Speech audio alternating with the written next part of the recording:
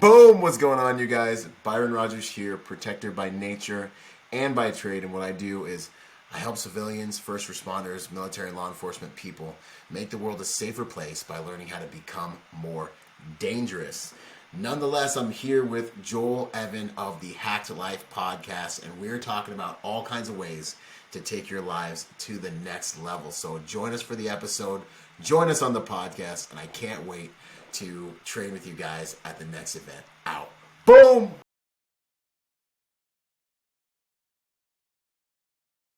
Hey, what's up? Joel Evan here, host of the Hack Life podcast and weight loss coach for busy men. I'm excited to tell you I just dropped an 8-week program dedicated to motivated and busy men who want to lose weight. Let's face it, guys, when you lose weight, you feel more confident and you have higher self-esteem and you go out and you crush the world. You crush your goals and you start living your higher purpose. So if you're interested, DM me at Joel Evan Coaching or email me below, info@joelevancoaching.com. All right, I'm here with Byron Rodgers. He's an executive protection agent, video blogger, published author, and a veteran on a steadfast mission to improve the quality of the world by making good people dangerous. Byron, welcome to the show, man. Hey, thanks so much for having me, brother. It's an honor to be here, Joel. You know, we were just talking offline, and I said, man, I don't even know how I started following you. It was probably about a year ago, you know, during the whole pandemic and everything. And I don't know how I came across your page. But it's been so serendipitous because I've just found such a connection with you through self-defense, martial arts, and everything you're doing. And I love it. I just want to acknowledge you, and I'm so grateful that I did stumble across your page. It's been a blessing. No, man, that honestly means a lot because I really do. And I know, like, people kind of make fun of, they don't make fun of it, but it's like something that people were made fun of for a while. But, like, I really pour my life, my heart into my content, you know? Like, each content is a piece of me, you know what I mean? And I really do have love for the people that, for my tribe online, you know what I mean? Like, sometimes I'll be talking, and I'll be like, man, like, I really, really love, like, I love this exchange that we have. I love contributing to these people that spend, you know, God's currency anytime watching anything that I create. And that relationship, you know, that back and forth of them being like, hey, this is good content, this isn't good content, the conversations, like everything that happens that I get, the push pull from that relationship has just driven me to become a better high quality person in order to continue giving higher and higher quality content, you know. So it's beautiful, man. It's an honor to have you. Every single time I've heard that, it's such an honor, man. I'm just a dude trying to do something, so it's awesome. I always say the same. I'm just a regular guy, man. I'm just like you. I'm just a regular guy. Mm-hmm. You know, one of the things too is like you shocked the hell out of me because I think I shared one of your posts and then you responded, and I was like, oh crap, like this guy's real. Like, you know, he responds to posts, like you said. You know, you engage, you interact. Thanks, it's good to know that stuff works. Yeah. You know, sometimes because I do the best I can. I try to keep up, but now they have everything like segregated. So like some people go to junk and like.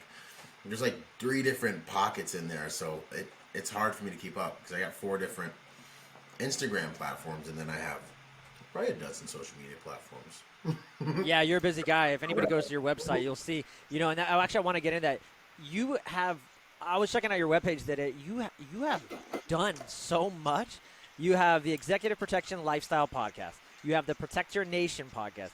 You have the premier executive protection like consulting agency. If anybody wants to have any kind of consulting done by you, you teach others how to make a profitable living being in executive protection. My question, just to start off, is like, dude, how did you accomplish all this? Like, what were the steps that, if you could remember and go back, like, what were the steps that got you to like building this brand and accomplishing so much? You know, that's a funny question because I actually was talking to my wife about this the other day, and I was like, you know, it's been a good decade and change of just working this equation. And she's watched me work this Rubik's Cube from 4 a.m. every morning till 11 at night for about a decade. And I have actually thought about this question. I was like, one day someone's going to ask me. They're going to ask me how I've done this, and I don't know what I'm going to say. Like, I literally sit there and I'm like, because the answer is consistent, deliberate hard work. And it comes from a few different things. One, there may be some, my father's a really driven businessman, was one of the most successful businessmen in the Bahamas by some big magazine when I was young. Like, he gets after it. But, like, I grew up in Washington State. I go to the Bahamas back and forth throughout my childhood, so there might be some gene thing to it. He doesn't require a lot of sleep either. I don't care about sleep. I care about purpose. So I just get after it, dude. Yeah. So there might be some genes in there. Then the Marine Corps, really built out an engine of discipline. Gave me a backdrop for life that was like, hey, dude, like, just nothing's going to be this hard. Like, nothing. Like, nothing's going to be this hard. Like, no one's trying to kill you. You didn't just get blown up by an IED and have to go back out on a mission, like, a few hours later, without getting your one call home that meant everything to you, but you didn't get it, Like, you've showered within the last 2 weeks. You've eaten normal food and not like crapped and vomited your brains out for the last 2 weeks.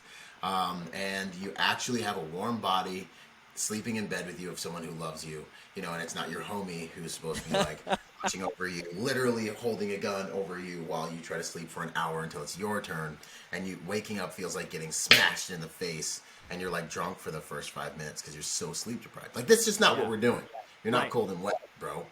So for me, man, life, and I talk about this in my book, Finding Meaning After the Military. I hope you don't mind if I mention that. I wanted to bring that up, so this is perfect. Awesome. Life is about finding your fight, and it doesn't matter what your background is, but finding that new fight. And that new fight, that purpose, what do you do with something you don't know a purpose of?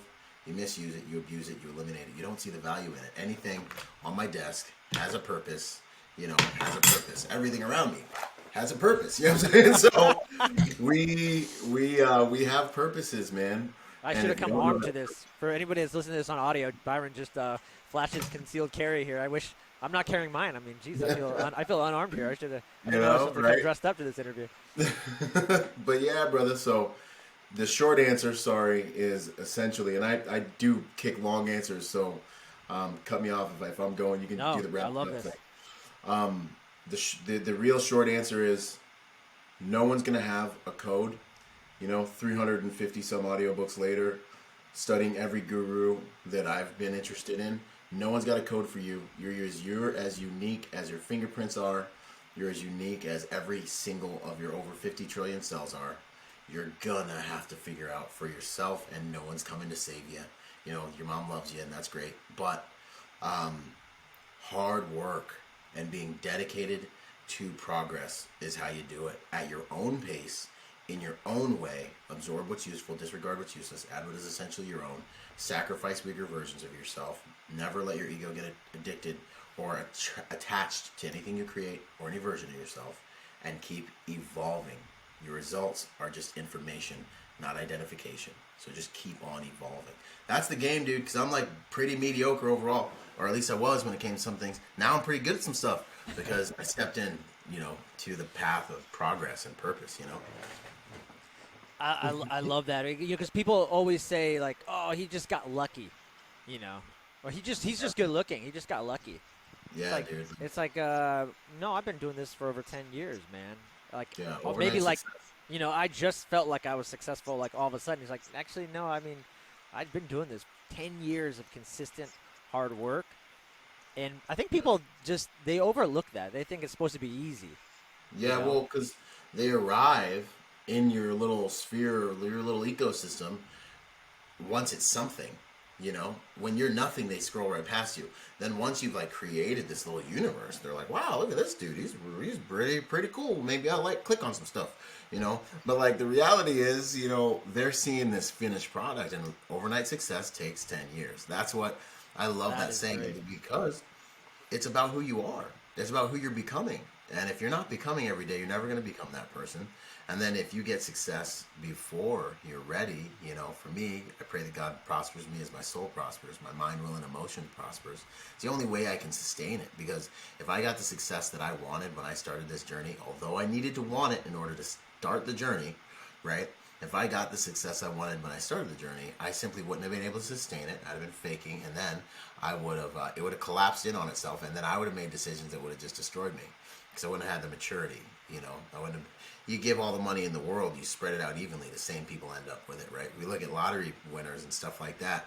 You know, you get amplified before your character can catch up with that amplification. Right. You're just gonna make the same decisions you were making on that level that you were at before you got that money or amplification, right? So you need time to become the person. The journey is providence. The journey is grace. The journey is kind of God's way of helping you grow into someone who can shoulder the blessing that you're working on being able to like really make something out of, rather than have it be like a cool season, you know? Yeah. Yeah. You know, one of the things about you too is you have a couple master's degrees, right? Or you No, have I've got a master's in psychology in counseling psychology with a minor in forensic psychology. I do have a bachelor's in the science of psychology. I just dug into the psychology thing, and then I got an associate's in business. For a grunt Marine, that's a lot, dude. That's a lot. Yeah. Yeah. And you know, and you're also, you put yourself through this additional training, becoming a Tony Robbins strategic interventionist. I just find that that's just so amazing. You can see that like you're someone who's really invested in growth and someone who invests in himself a lot. Have you noticed that like over the years of just like also success? Like I'm starting to really see that it, like you said, the 10-year part, but also like I invest in myself like daily in masterminds, being around certain types of people. And then, yeah, over the 10 years, like that happens. That's another quality that I've noticed that's come in my life. And I'm just wondering if is that something for you, the same thing, that you're constantly investing in yourself? Yeah, bro. So I have this. So the beginning of the equation was, you know, twofold. How do you create something from nothing? You know, and I have this product that I'm going to drop again called The Alchemy of the Mind. I'll probably write a book about it. But it's essentially like, how do you create something from nothing, you know?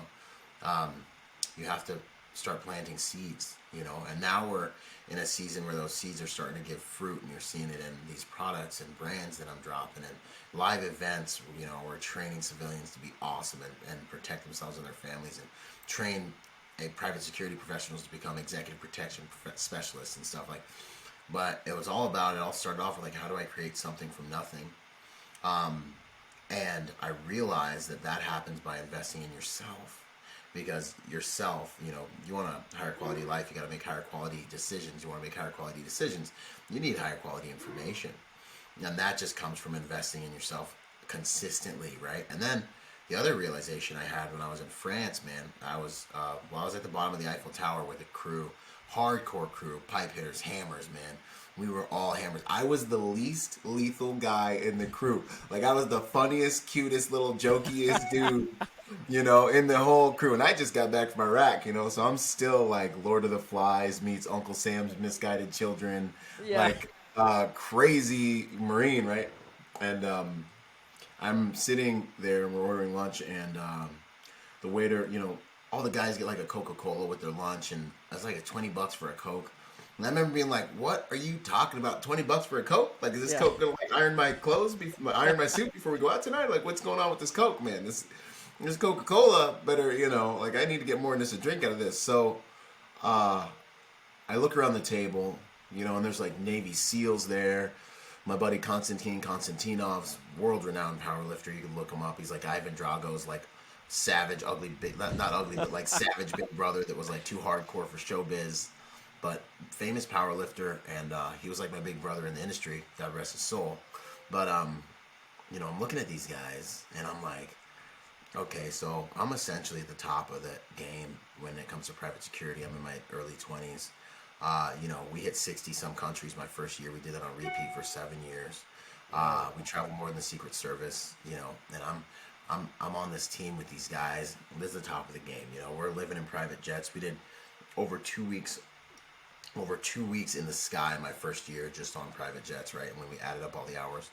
And I just had this realization, like, hey, bro, you know, you've invested a lot in your physical body and your physical capabilities. And, you know, the Bible says your gift will make room for you, and it has. However, your investment has taken you about as far as it can take you.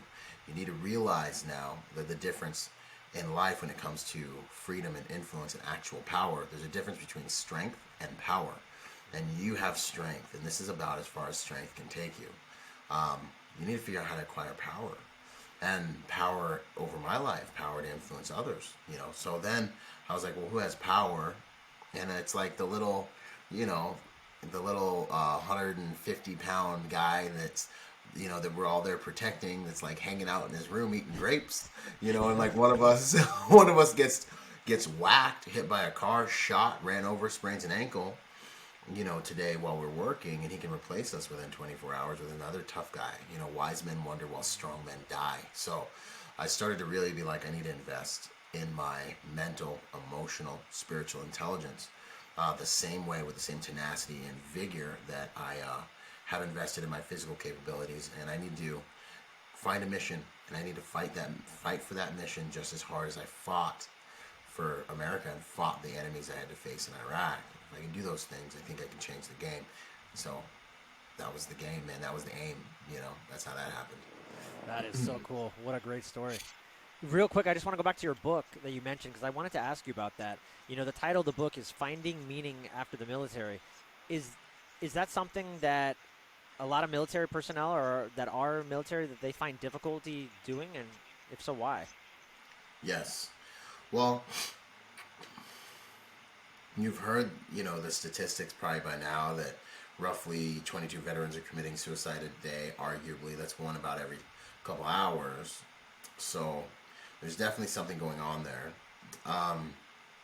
And I believe that there are a number of different factors. Like if you look at Maslow's hierarchy of needs and the things we need in order to hit like self-actualization or even maintain homeostasis, it has a lot to do with our basic food, water, shelter, and then social needs and belonging and all these things. But if you think about it in the military, those things you have. By the time you're getting ready to EAS or EPS or get out of the military, you have your food, water, shelter handled. You have, you're part of a group, part of a pack, you're part of all these things. Then you get out and that pyramid gets flipped on its head. You got to start all over again. But there's this huge like juxtaposition, this huge, this huge dichotomy that you're facing, where you're sitting here and you're like, but I'm this guy, but my life, I'm like starting at zero. So it says, really my book, Finding Meaning After the Military, is about the mind, gear, and tools I use to make that transition effectively.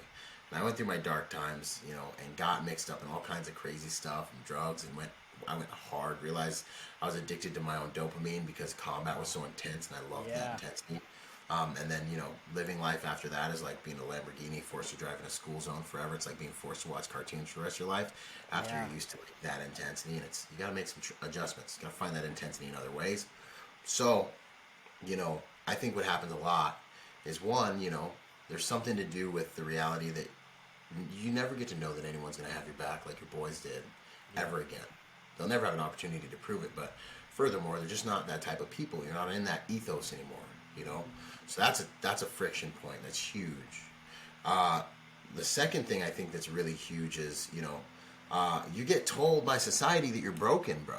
You're getting out of the pipeline, and they're like, oh, you went on, 400, 500 missions. You got hit by 5 or so IEDs. You were getting shot at. Are you sure you don't have PTSD? And you're like, no, I'm fine. They're like, are you sure? Are you sure? Are you sure? They're like, you could have PTSD. We'll pay you to have PTSD. You want to make some money? We'll pay you to have PTSD. And then they're like, oh, and then they start with the sympathy stuff. They're like, oh, we're so sorry that you went through all the stuff that you went through. I'm like, it's an honor. It's an honor that I didn't die. I should have died. It's an honor that I was able to do these things. But that's my mindset, right? So society will teach you that you're a victim, especially now. Men have been cutting each other into pieces since the beginning of time. We can handle this, but we're in a completely different society with different values now. So the other thing is, you got to know who you are and not lose sight of who you've been. And the third thing is the atrophy of identity. And this is essentially when you get out, and my favorite psychotherapist is Viktor Frankl, logo-centered therapy, man's search for meaning, inspired my book, Finding Meaning After the Military. It's amazing. The book will rock you if you get into that stuff. But it's finding purpose in everything. You get out. Viktor Frankl says there should be a statue of responsibility on the other side of the United States to balance the Statue of Liberty, because liberty without responsibility is death. So you get out. You cut your camis into shorts. You grow your beard. and you have all this freedom, but you haven't found a new fight, so you have no responsibility to develop anything valuable. You drift through life. You start drinking. You tell your war stories. Your wife doesn't even is tired. She doesn't care anymore. Okay, and you start to turn into a person who doesn't look like the person who could even do that because you're drinking. You're doing all these different things to try to fill this void of purpose and meaning that you got from your environment where you were. And this is when the atrophy of identity kicks in. One day you look in the mirror and you're like, the old me who I think I am wouldn't respect this new me who I am now. And what do you do with something you don't have a purpose for? Misuse it, abuse it, and eliminate it. You look in the mirror, and I think this is the moment right around when guys tap out long before they end up, taking their life, is when they're like, man, I can't even, like, there's no honor in this person I've become. And that's when you got to find that new fight, man. And that's when everything inside breaks down before we leave physically. That atrophy of identity is like the death ground, as they say, in combat. Yeah, man, that is huge. And that's kind of like everything we're talking about, right? Finding that identity, that purpose. Like if you don't have any of that, like, and you're not aligned with your values and who you are, your higher self that you can be living, then it makes sense. Yeah, people are just like, what am I doing here? What's my purpose? Yeah. Why? Forget it. End this. Yeah, victory or capture in this world, man. Yeah. That's it. Those are your choices. Faith or fear, man. And he who dares greatly wins. I've learned that as well. I love that. Taking action. Yeah, it's the only way, I wanted to ask you, one of your kind of slogans and one of the things that people identify you as is Protector, Byron Rodgers, Protector by Nature. Where did you come up with that term, and why is it like significant to you? Man, Protector by nature and by trade is such a cool little slogan. I need to start doing more. It is. Good job, by the way. Yeah. No, thank you, man.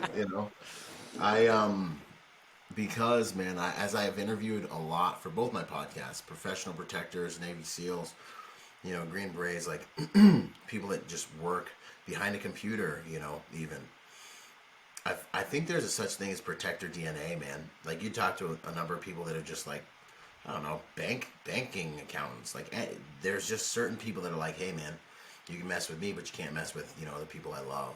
And I think certain people just have that protection DNA. And since I was a little man, I used to ask God, like, I know I'm a warrior, but like, how can I serve you? Like, how can I serve the world with this gift and skill and desire that I have if I cultivate it, and there's, in society, there's a lot that would say that warriors are bad. So I had to find my way into being like, how can a warrior be a positive thing? I've since realized that being a warrior is probably the highest way for you to serve your tribe, being willing to make the ultimate sacrifice, training yourself to be formidable and strong enough to defend them from actual strong evil, to maintain light in the world. You must be formidable. There are people praying right now, they're getting sacrificed. You must be formidable. When God wants to get something done on this planet, he sends a man. You must be formidable. Okay? So good must be formidable, and it must have its warriors. And so that's where it came, like, this nature is in me. But I also have learned to cultivate it, make a vocation out of it. And this is also my trade. And I see people from every walk of life that also have that fire in them. And so that slogan is designed to reach out and call to them as well, because there's just many sides to this coin. Yeah. That makes sense. It reminds me of Lieutenant Colonel Dave Grossman. He talks a lot about, the wolves and the sheep and the lions, right? And or the shepherds. I'm sorry, sheepdogs. The sheepdogs. I was thinking. Yeah, man. I'm confusing. I think Eric Thomas and Colonel Dave Grossman. Yeah, all these great people, but it reminds me of that. And like Lieutenant Dave Grossman says, the shepherd is so unique because he thinks like a wolf in a sense. Like wolves just attack the sheep, right? They just kill the sheep. They kill the innocent. But a shepherd the sheepdog has that same like killer attitude, but uses it for the good. Wants to protect the sheep. And I just love that because I think you're right. It's being a police officer, being in the military. There's a lot of negative talk that goes on in the media, but it's one of the most noble professions that you can really do. Yeah, 100%, hands down. hands down, I couldn't agree with you more. That's one of the highest ways to serve people, man. It is. Especially now when some of them really don't appreciate it, and nothing's sacred, and honor and respect are being outlawed. Yeah. But it's funny you mentioned Lieutenant Colonel Grossman, because I haven't said this really anywhere, but I'm gonna drop it right here. Here we go. Our next event, PS4, looks like he's gonna be one of our keynote speakers, man. So we are gonna be learning from him in our next major training event. And you're talking about the Protector Symposium that you do. Yeah, man, the symposium in person. It's going to be down in Florida, so that's coming up, man. Perfect. Latter part of the year. I'm so excited. I can't wait. It's going to be good. It's going to be awesome. I hope you have plenty of Sharpies and markers for Lieutenant Colonel Dave Grossman. He likes to scribble a lot. He has like 5 of them in his back pocket, if anybody knows. That's what I heard, man. He goes like crazy mad scientist on the blackboard, man, on the whiteboard. So we're gonna make sure he's got everything he needs to take off. That's great. When you talk about the protector by nature, and I love what you said. A bank teller can be a protector by nature, right? It can be it could be the person at Whole Foods. Like some people are just built with like this DNA to want to protect and live this higher calling. Now I'm wondering. I think about this a lot because Tony Blauer talks a lot about the economics of violence. Like, if you're just a regular civilian or anybody in law enforcement, whatever, you can't afford to get attacked, because if you get attacked, like and you're a victim, like your psyche, your mentality, your mindset. I'll give you like a quick example. I know a friend of mine got burglarized. Their home got burglarized, right? And for anybody that doesn't know what a burglary is, but like if someone comes into your house, steals your stuff, and then leaves, you're not in the house, okay? So the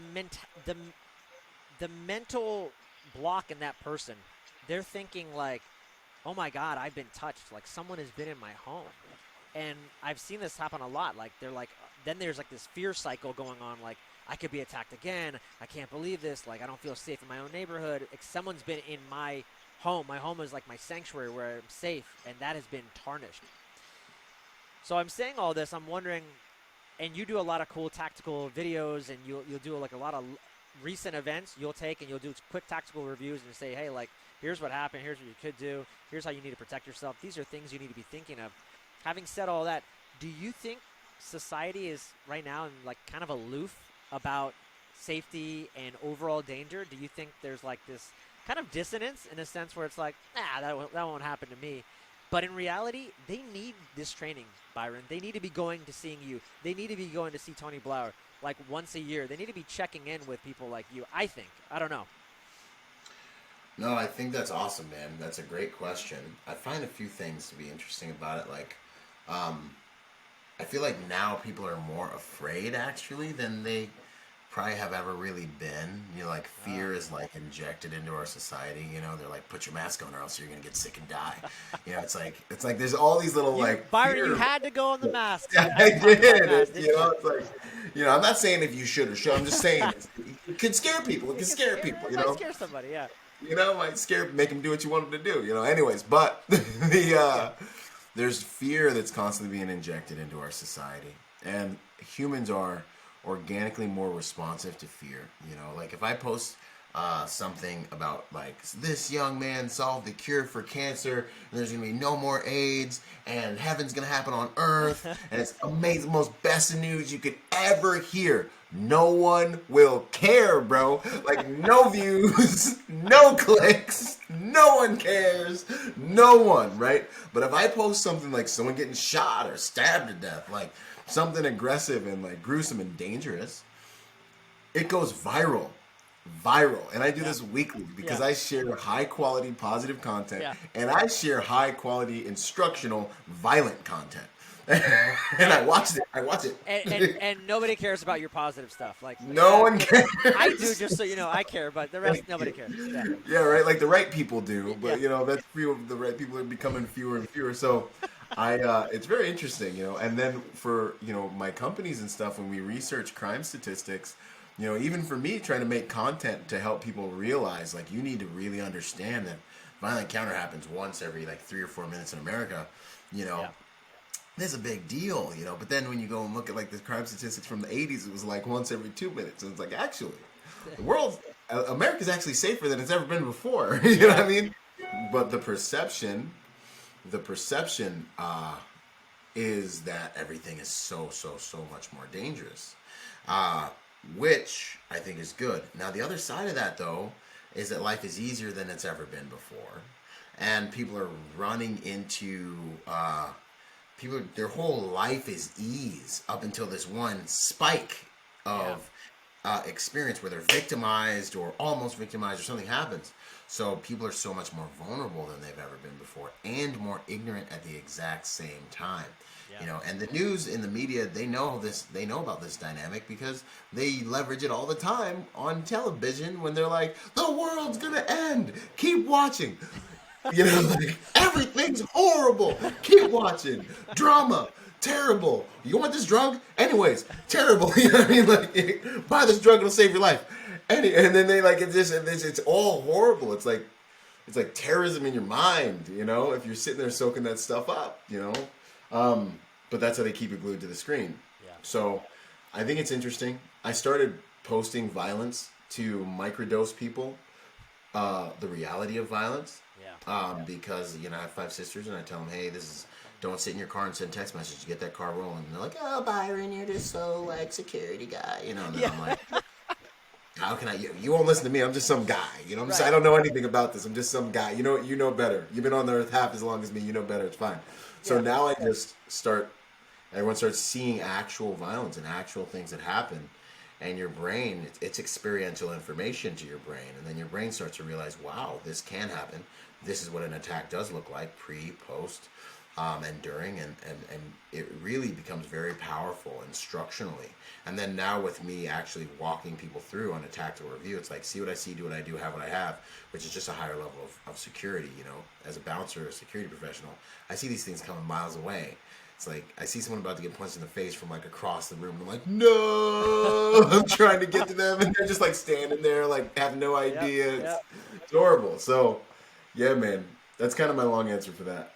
You know, yes, the world is more fearful. Actually, it might be more safe in other ways, but no one's ever going to know it because no one's going to tell you that.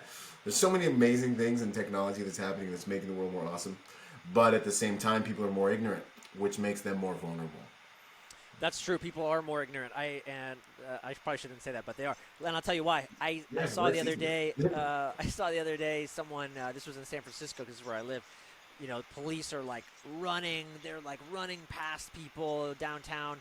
There's somebody armed with a knife. Police have like their less lethal beanbag gun. People, you know, it's bright orange.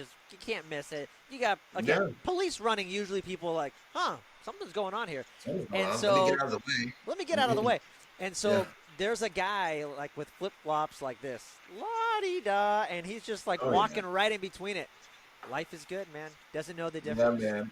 He's just soaking up the goodness. Just soaking it up. No awareness. Yeah, walks right past the guy with the knife, walks right past the police, like nothing ever happened. So, you know, and I find that a lot. Most people, like you said, there's probably 911 calls or whatever every second.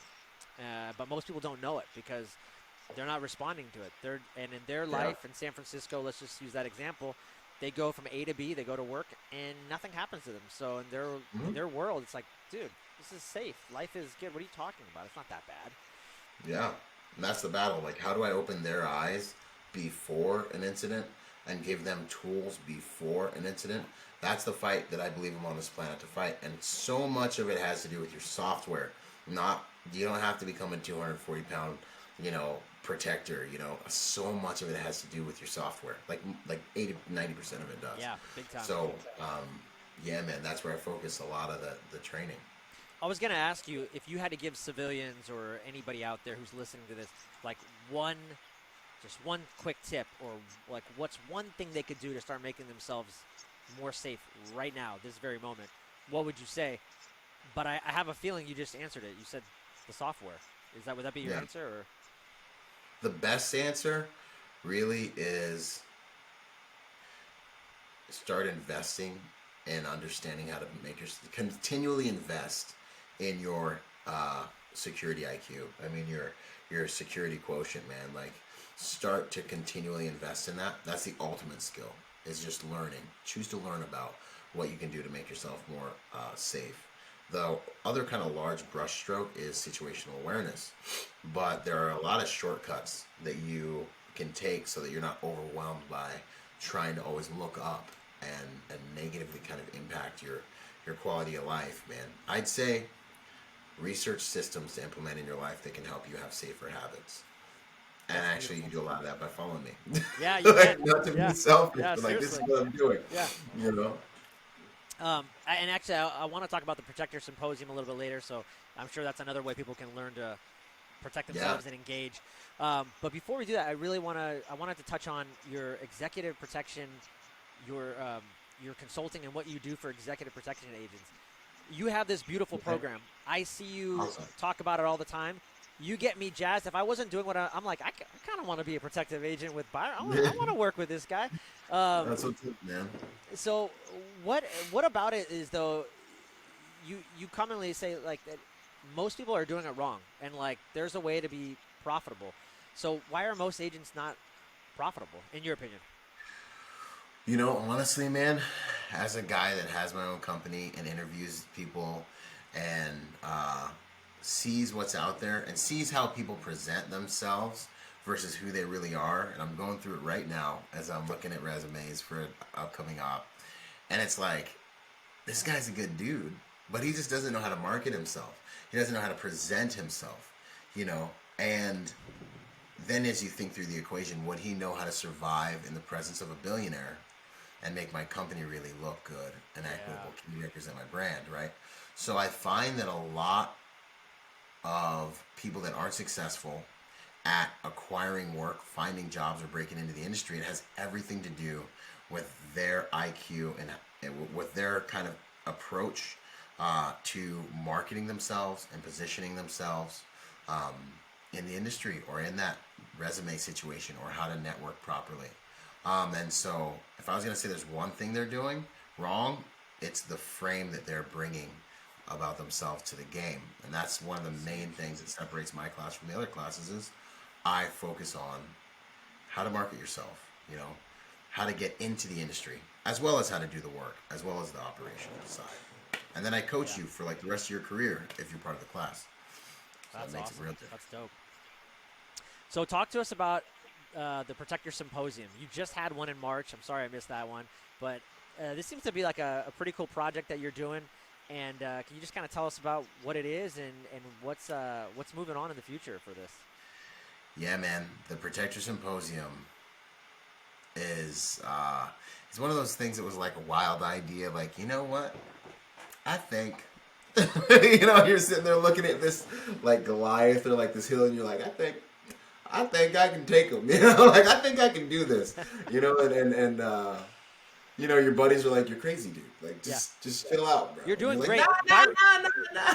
Byron, you're doing great. You don't need to do anything extra. Just keep doing what you're doing. Like, it's on autopilot. Yeah, dude, just chill out. And I'm like, nah. I think I can take him, you know? And so I basically was like, you know what? I'm going to do a live event, and it's going to be like this. I'm going to have multiple speakers. It's going to be unlike anything the industry's seen before. It's not just going to be for cool guys. It's going to be for civilians, single moms, private security professionals, first responders, military, anyone. We all have the basic need of protection. It's going to be for everybody. And I'm going to take these instructors that teach like, you know, all the agencies, and I'm going to bring them to the civilian population so the world can be a safer place, because they'll be on scene, higher quality on scene accountability more often. If I can really help more of these people become more dangerous, more willing, capable, and prepared to deal with evil, you know. And so and so that's how it started, man. And now it's turned into something beautiful. Every event we've had has been recorded and is in our library on the website. And those recordings have everything to do with the soft skills, which is the mind gear I talk about that really helps us. You know, I see through the matrix. You know, I see this stuff before it happens. It's what I get paid to do. So I've lived a life of doing. It's the only job I've had since I was 21 is private security, and Marine Corps before that, infantry. So we take the software from these guys, you know, these Navy SEALs, these Delta Force guys, these guys that train the FBI on behavioral profiling, and all these elite protectors, and we put it in that library back there so you can go and get it. But also at these live events, we do soft skills and we do hard skills. So if you're there, just want to learn the software, awesome. If you want a full meal deal and you want to do the next few days and train with everybody hands-on, outstanding, right? So yeah, that's the short of it, man. And they've been amazing. Usually it's like 5 or 6 instructors per event, and we're looking at about 3 days for this next one. Whoa. And that's going to be in Florida, you said? Do you know what time Yeah, frame man. again? All right, fine. I'm the worst at keeping these. Yeah, so Florida, we're looking at October, man. Early Okay. October. Cool. Yeah, October, like 1st, 2nd, and 3rd, I think is what we're going to get. And the instructor lineup is so heavy. It's so good. I ain't saying nothing else. No. Don't say anything. Lieutenant Colonel Gross was going to be there. And the rest of the people that are there are going to be instructing. I am so proud to even be able to do anything with. So it's going to be unlike anything you've ever done in training. I'm sure of it. That's amazing. What I love about that story too is, first of all, the idea Protector Symposium is amazing, but I love that you just took action. And it was like, I've never even really done this, but like, you just took messy action.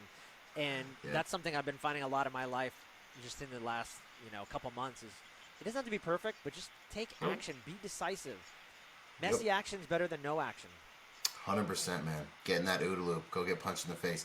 And then you realize, oh, you know what? That hurt, but it didn't kill me. And guess what? Now I can slip a punch. You know what I'm saying? Yes. And now I'm going to come back for another round, And then next thing you know, you're like, good. And everyone's like, wow. And you're like, yeah, man. Like, I figured it out, Like, it didn't kill me because it ain't going to kill you. And, yeah, man, I'm willing to lose before I begin anything for the lessons, for the progress. Like, I've learned far more from pain than I've ever learned from pleasure, man. It's fine with me, People ask me about the symposium we dropped during the pandemic, and they're like, what if it doesn't work, man? What if you fail? I'm like, what if I fail? I'm like, I'll learn enough to be more dangerous the next time. And this is one move in like a 4-move combination, bro. You know what I mean? So if I fail, I'll become more accurate. And we're trying to become more accurate at constructing reality. This takes reps. Failing's part of the game. So, yeah, man. Those are my thoughts. Love that. One of the last questions I want to ask you before we go into the my lightning round of questions is, I mentioned this earlier offline, and that is one of the things I find about you is that you're just extremely courageous. And what I mean by that is you talk a lot about tactics and self-defense on your pages and your platforms, but you also like stand for much more than that, because I'm a big like natural health person as well, and I love self-defense. I've been doing martial arts since I'm 18, and Awesome. and I love that. So there's that primal part of me. I love it all. But what I was like amazed by you following you throughout the pandemic was, you'd post a lot of things about natural health and mindset. And I shared some of the things that you posted. This was like during the riots last year, during the pandemic, and I got a lot of hate from sharing some of your stuff. So I'm like, yes, welcome, brother, welcome. People were hitting me up. You can't share that. Like, you're not black, or you can't. And I'm just like, whoa, man, I'm just sharing another perspective, man. I mean, yeah, right. You know what I You're mean? like, I didn't even say it. A black guy said He it. said it. Yeah, Byron said it. Go get mad at him. Yeah. But so I wanted to ask you, like, and I'm sure you've got people in your corner that are saying, Byron, you can't post that. That's totally off-brand, man. Like, what are you doing? But yet you do it anyways. Yes. So what's up with that? Yes. Like, man, at the end of the day, like, if I have a platform, again, I mean, if I have a platform, man, it's just by the grace of God. And I don't feel like it's been, like, I haven't earned, like, I've worked hard, but I tell you all the big victories I've had in my life has just been by the grace of God, man. Like, I shouldn't even be here. And I'll be danged if that grace was shown to me in vain. So I feel there's something that's in my heart that I feel like I need to say something about. I'm going to say it, Yeah. And then it's like, and come hell or high water, because what I'm doing is I'm building a life brand, like, it's about, like, really authenticity, man. You know what I'm saying? It's about, like, the whole thing is just about, who I believe I'm supposed to be, and the example I'm supposed to set, and the only reason I even slow that down is because I don't want to lose that tool for influencing to that end. You know what I'm saying? Yeah. It's like one piece on the board, you know. So I and it's funny, I get attacked by black people more than I ever get attacked by white people. You know, hey, you're a whitewashed, or you're a victim of racism that doesn't realize he's a victim of racism. I'm like, how did you do that? You know, and I'm like, no, I'm just a black guy that wants you to believe that there are no limits. I want you to realize that there are no limits, and that by taking responsibility for yourself, you can't change what you can't take responsibility for, and that, you know, like, nothing's impossible for you, and no one's, and people will try to stop you, all different colors and races and creeds, and no, it doesn't even matter what color you are, people are going to try to stop you. That's part of the game, and you need to succeed in spite of your past, in spite of what they try to do, in spite of all your good reasons, in spite of all the victims crap they try to sell you to keep you down, because the world really, really needs to benefit from the best version of you that you have to give. And that's the most beautiful way to live this life, man. That's bangering. That's the magic, man. Yeah. That's cooking with tartar sauce, man. Then you're just happy, you glow. You know what I mean? Like, and it's so genuine, you know, and that's what I want people to realize. And if they want to call me whitewashed for believing that, then I honestly have some compassion for them, man, because it really means they're missing a lot, and it means they're in a position where they've got so far to go to probably gain the courage to face themselves, you know, because that's a protection strategy, and I want to inspire them to fight for more, you know. And I want them to see a black guy do it. You know what I'm saying? Yeah, Like, that's the best part, you know. Anyone can do it, but hey, you ain't got no excuse if you see me doing it. That's right. You know, I've been black my whole life, black and tatted, and kind of big. You know. And if you don't believe him, go to his Instagram. He's always posting a half upper body torso photo with his tats and his kind of big but ripped physique. Dude, that was awesome. I couldn't have ended it any better. Are you ready to jump into some lightning round questions? Yeah, anything you need, man. This is fun. I don't get to talk about this stuff usually. Before we jump in, was there anything that I didn't ask you that you wish I had? Or did we cover it? I mean, not off the top of my head, man. I think, you know, it's just as long as I have time, so as long as you've got everything you want, then we're good. Well, you know what? One other quick question. Any other exciting projects that you're working on other than the Protector Symposium coming up in October? Anything else? I mean, funny you should ask, brother. Oh, okay. You know, no. So the Protector Symposium, I'm psyched about. I've got another thing coming that's going to be a game changer called the Protector Games. Ooh. That's going to be amazing, and it's going to be designed to test you. That's all I should say about that. And then the other, it's going to be competition centric, but we're going to learn a whole lot. Is that going to be available to everybody, Byron, or is that just like a certain security personnel or something? No, I mean there will be different classes, so everyone will participate. However, in your division, you know, you'll be in like first responder division, civilian division, professional protector division. You know, you'll rank and score in those divisions. We'll have overall, but yeah, man. So that's how we'll do that. That way, we're always having a good time with each other, and then everyone can come in. I love it. We might do like, we might do like a senior division. We might do like a, you know, like a female, like single mom division. Yeah, I mean, I want everyone to come out and get after it. Veteran division. And then the other thing is, my brain, I'm in love with that project. It's going to be amazing. And then the other thing that we're going to do is my executive protection school training day. We're dropping another installment, and that's going to be the master's class. And that's going to be taught by the best and the brightest at the top of the game of the executive protection industry. I mean, all the major schools are coming together. You know, the Harvard and Yale of the executive protection are bringing in instructors. You know, all the big names are going to all put together a curriculum. And I'm going to help, and I'm going to make my contribution, and that's going to be the next level. And it's going to be all about the business of private security. There will be a lot of agent-centric skills as well taught, you know, from people at that level, you know, because none of my brands are about me being the man, you know. I always, when people say that to me, I'm like, man, you're missing it, dude. My podcast is about elevating other awesome people. Like very rarely do you get an episode with just me talking.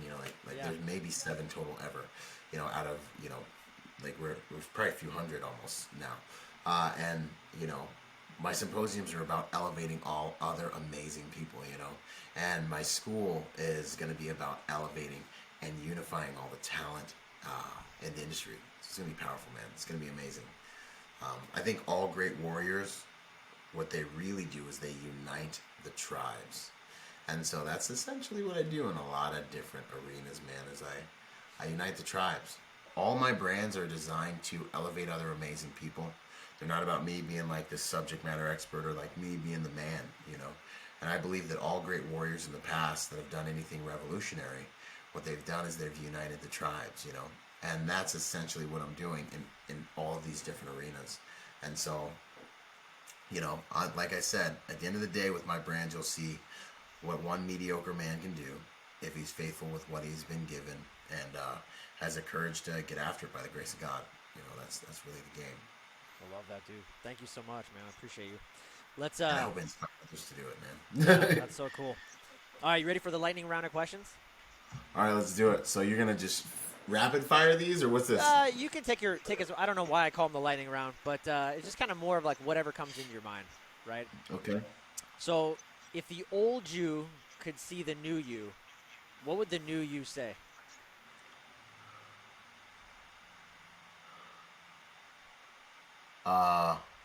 The first thing that comes into my mind is don't stop. Don't stop. It's like, yo, man, I had to do a lot of things on faith. And it was a lot of stuff. Yeah. Like, and I my dear wife, because I'm kind of crazy, what I'm saying? And I'm fine with, like, eating ramen noodles and, like, just surviving and, I would say, like, don't stop, man. It's going to happen. It's interesting. That is so good. Because I knew that at the same time, so it's weird, but that's what I think I'd say. Yeah. That's so good. What are some choices that you think you made that made you who you are today? Huge choices. Not huge, You but know just what? choices. Choices that made you Yeah. who you are. The choice to... I've always wanted to be better. I've always wanted to... like, despite where I've been at, I've always chosen to get better. And never just look at where I'm at as if it's just the death sentence of all I can be, And then the choice to play football, the choice hardened me up a little bit physically, which I needed because I grew up with my mom mostly. And my dad's really hard. He's like, my dad got shot at point blank range with a shotgun and lived, and still talks crap to me right now, right? Yeah. You ain't seen nothing until you get a I shot. might not even be able to take him yet. You know what I mean? Yeah. So my dad is hard, but playing physical sports when I was young, which culminated into joining the Marine Corps. One of the biggest, because I had an engine and I had intensity, but I don't know if that power without that discipline would have really turned into a good thing, because I'm capable of really, really good or really, really bad. Like, I know that about myself, and I'll never let myself forget that, because that's when we make mistakes, right? So, Marine Corps was huge, and then I'd say the next big one was choosing to invest in myself. Like, choosing to invest in myself consistently all the time. And now that I've seen the fruit of that, I realize that that's a huge principle. But if you need to make something out of nothing, you need to make those higher quality decisions. You need to get some equity inside, your internal equity, man. It'll change your perspective. Your perspective dictates your performance. It'll change your decision making. It'll change everything. And now information's everywhere, so there's like no excuse. Like, it's literally a step away from the Matrix, where we're like download people's higher quality ideas, thoughts, and experiences, and then act better. Like, there's no excuse.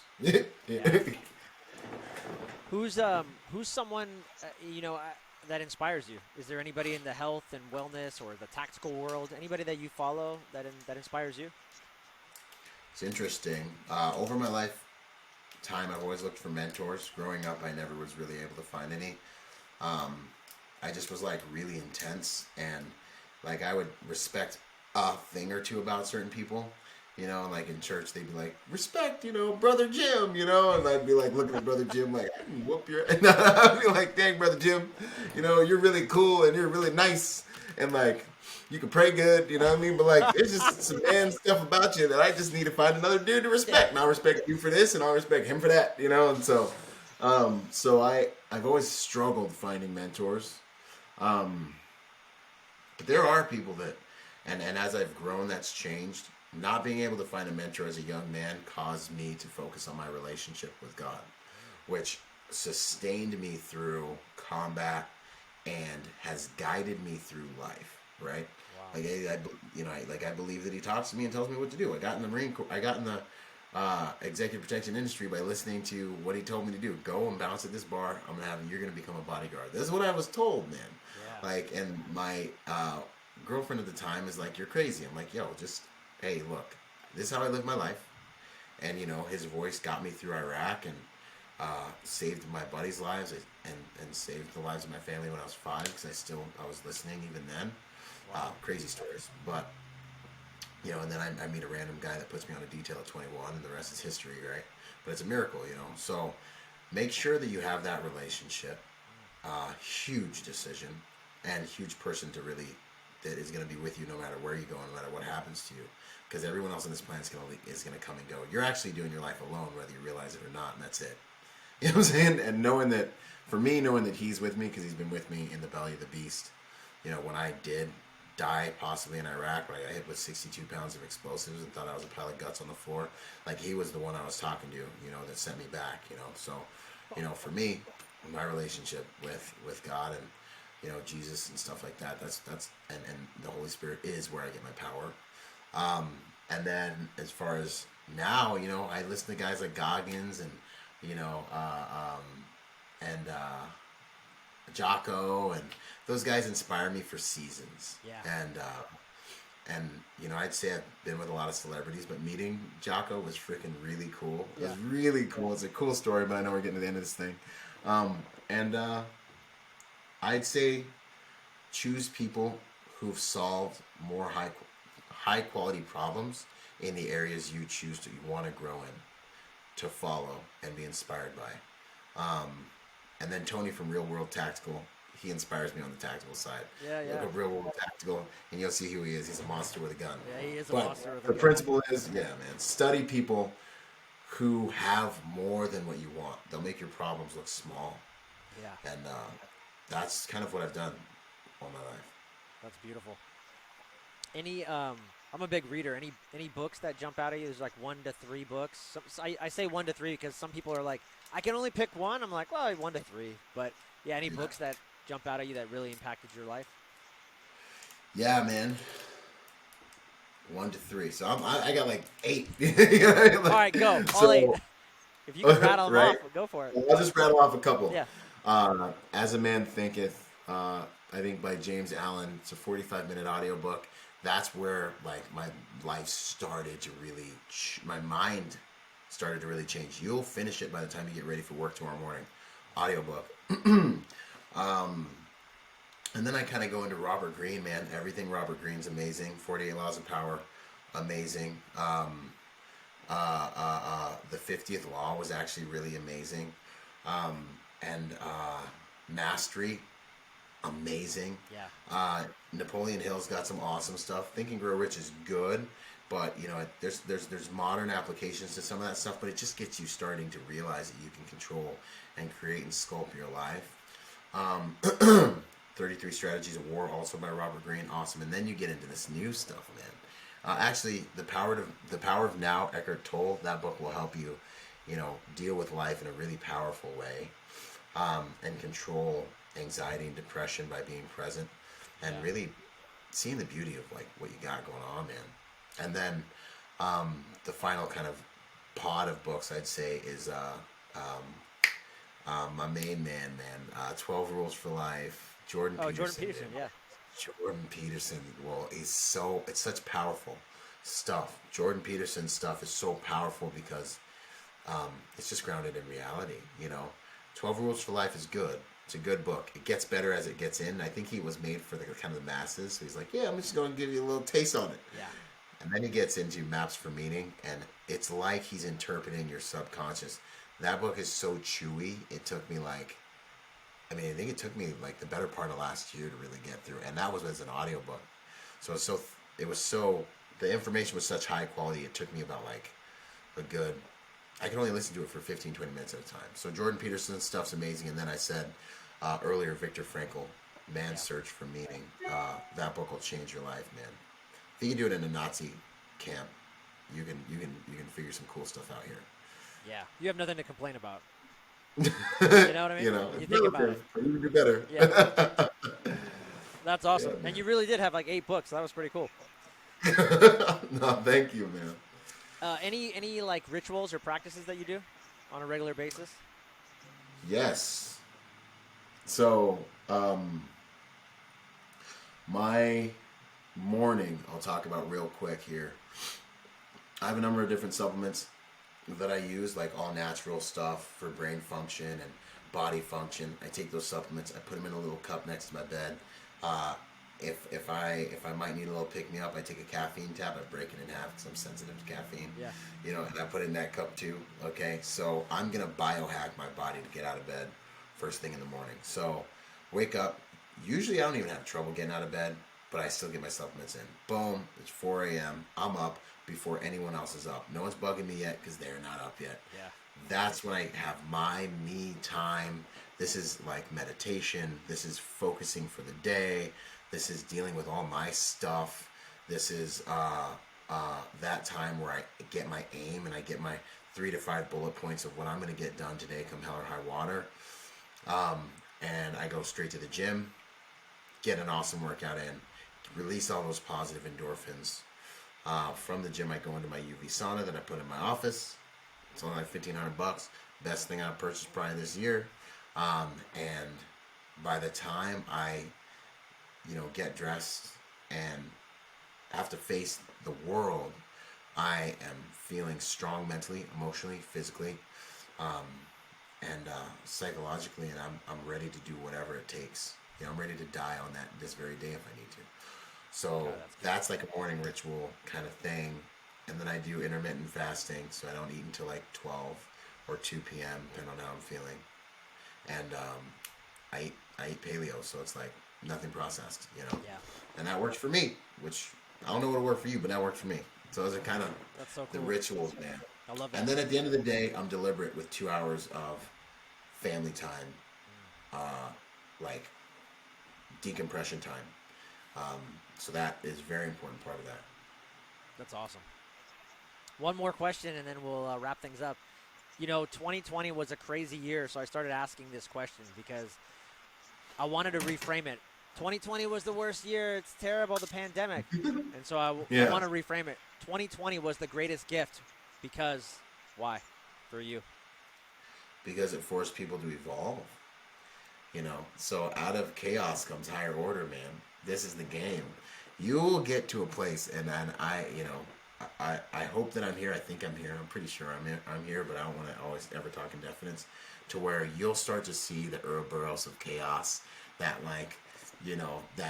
that dragon that's underwater coming up, just getting ready to ruin everything, and you get to a place where you're inoculated to it, and you're like, okay, hello darkness, my old friend, hello chaos, let's do this again, man. You really get to a place where you're like, I know that by the grace of God, I'm adaptive, and I thrive in chaos.